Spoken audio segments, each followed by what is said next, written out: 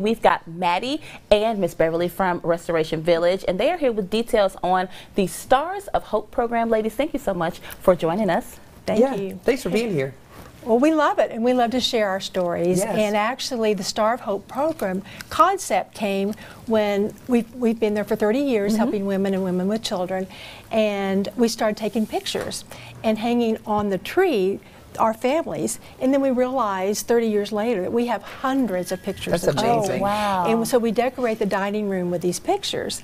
And then when we started our program, obviously, you know, for the community to get involved. Sure. That's where we call it the Stars of Hope program. Yes. And so Maddie has absolutely taken on this project this winter. And well, I mean, it started in the summertime, really. Yeah. So that's Well, tell us about it, Maddie. Tell us about how people can be involved, and tell us about the program. So really, we do it over Facebook. We just do a Sign Up Genius, and I list down each person and family, and then you just sign up, and I send you a list of the needs and wants.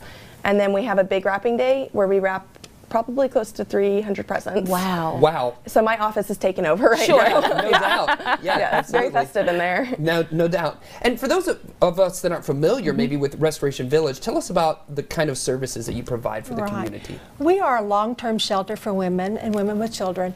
And, you know, some of our women come from domestic violence situations, some are homeless, some come from drug and alcohol treatment centers, but they all are in some type of crisis and need a stability. We provide counseling, we provide, you know, career development, you know, going to community college. Sometimes they just need to get their driver's license because they've actually been driving for 10 years without a, you know, I mean, and so but it takes a while for these women to go.